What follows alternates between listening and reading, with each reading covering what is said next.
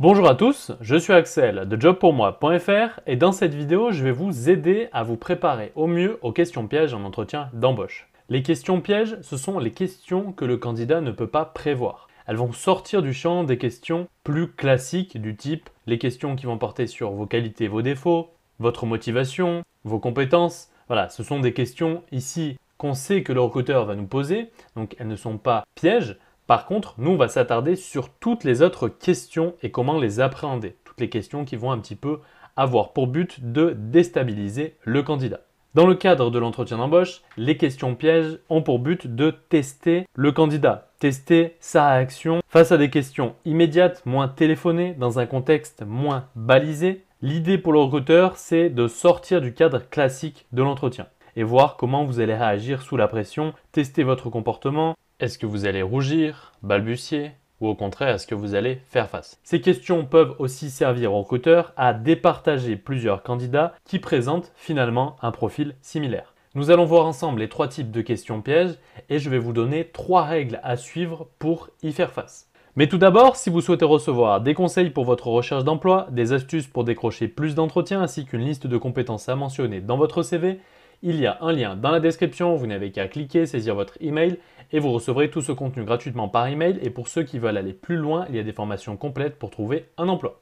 Partie 1, les trois types de questions pièges. Premier type de questions, les questions techniques pointues. C'est le cas où le recruteur souhaite vous pousser dans vos limites. Et cela pour plusieurs raisons. Première raison, mesurer le degré de vos compétences. Ça lui permet un petit peu de jauger votre niveau en vous posant des questions vraiment pointues. Il va pouvoir mesurer votre niveau de compétence. Cela va permettre aussi aux recruteurs de vérifier la véracité de votre CV. Les recruteurs savent très bien que les candidats ont tendance un petit peu à survendre leur CV. Et donc là, le but pour le recruteur, c'est vraiment de vérifier la véracité des compétences que vous avez pu inscrire dans votre CV en vous posant des questions techniques pointues, soit qui font référence directement aux compétences que vous avez pu lister dans votre CV, ou alors à d'autres compétences qui vont graviter autour de votre poste. Cela va lui permettre aussi de tester votre réaction dans le cas où vous n'avez pas la réponse. Est-ce que vous allez tenter de baratiner, ou alors est-ce que vous allez trouver une solution, ou même admettre votre incapacité à répondre? Deuxième type de questions qui vont porter sur les mises en situation. C'est le cas où le recruteur vous indique un scénario précis, une mise en situation et souhaite évaluer votre réaction face à une situation qu'il vous décrit. Donc quelques exemples. Vous devez gérer une équipe de 10 personnes. Quel comportement allez-vous adopter? Comment allez-vous réagir si on vous annonce que vous devez venir travailler le samedi? Si on vous demande de rester 2 heures de plus un soir pour terminer un dossier, allez-vous répondre favorablement? Donc là, l'idée pour le recruteur, c'est qu'au travers de ces mises en situation, il va pouvoir évaluer votre comportement et votre perception des situations, ainsi que plusieurs points, notamment dans les questions que j'ai citées. Il va pouvoir évaluer votre niveau d'implication, votre engagement professionnel et votre capacité à vous investir personnellement dans votre travail. Troisième type de questions pièges, les questions déstabilisantes. Alors elles n'ont pas d'autre vocation que de déstabiliser le candidat. C'est-à-dire que là, l'objectif, c'est vraiment de tester votre réaction face à une question qui sort totalement du champ balisé de l'entretien. Quelques exemples. Êtes-vous toujours aussi flou dans vos réponses? Êtes-vous toujours aussi mou en entretien? Êtes-vous souvent en retard? Vous considérez-vous comme une personne stable? Est-ce que vous prenez souvent des pauses café? Comment vous êtes-vous trouvé dans cet entretien? Donc là, le recruteur, il souhaite vraiment tester votre réaction face à des questions purement déstabilisantes. Est-ce que vous allez rougir? Est-ce que vous allez tenter de vous justifier? Est-ce que vous allez répondre avec humour? Est-ce que vous allez faire face?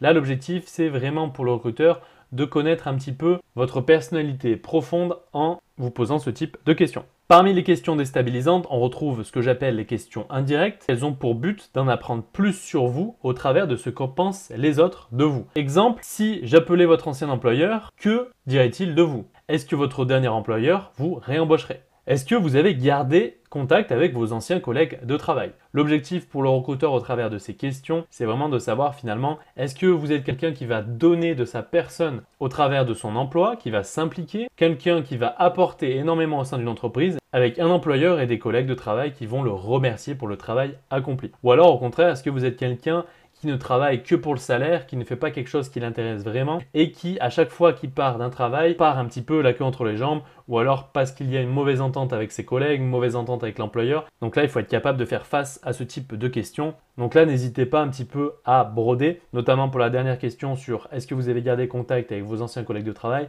De toute façon, il y a peu de chances que le recruteur puisse vérifier cette information. Donc là, vous pouvez dire quelque chose du type « Eh bien justement, j'ai mangé mercredi midi dernier avec un de mes anciens collègues de travail ». Deuxième partie, les 3 règles à suivre pour faire face aux questions pièges. Première règle, évitez le style ping-pong. C'est-à-dire, le recruteur vous pose une question, vous donnez une réponse. Une question, une réponse, ça s'enchaîne rapidement et finalement, vous vous retrouvez à jouer au plus malin avec le recruteur. Sauf que à ce jeu-là, vous allez forcément finir par perdre. Donc là, l'idée, c'est vraiment d'être capable d'opposer le jeu et il ne faut pas que ce soit finalement le recruteur qui parle plus que vous. Deuxième règle qui découle de la première, structurez votre réponse. Vous allez à chaque question donner un argument, un exemple. L'exemple peut porter soit sur une réalisation professionnelle ou alors sur une anecdote en fonction du contexte. L'exemple sur une de vos réalisations professionnelles va être ciblé sur les questions liées à vos compétences professionnelles et les anecdotes vont vous être utiles pour tout autre type de questions, comme on l'a vu juste avant avec l'exemple du repas avec le collègue de travail. Donc, à chaque question, vous devez répondre avec un argument de réponse illustré par un exemple précis. Troisième règle, admettez vos lacunes. Quand on ne sait pas, on ne sait pas. Inutile d'essayer de commencer à baratiner. L'entretien est limité dans le temps, donc si vous commencez à essayer de baratiner sur des points que vous ne maîtrisez pas, eh bien cela ne fera que réduire le temps où vous allez pouvoir défendre votre candidature. Petite astuce dans le cas où vous admettez ne pas savoir, exemple, eh bien voilà, ce point technique précis, je ne l'ai pas vu, je ne le maîtrise pas. Peut-être que cela fait référence à tel élément, mais je ne le maîtrise pas. Et ici, vous pouvez notamment rebondir sur votre capacité à vous former rapidement et efficacement. C'est le moment de sortir un exemple d'apprentissage accéléré que vous avez pu mettre en œuvre. Durant tel poste, il y avait telle compétence à maîtriser sur Excel, je ne la maîtrisais pas, eh bien je me suis auto-formé pendant une semaine le soir pour me remettre à niveau et maîtriser cette nouvelle fonctionnalité d'Excel.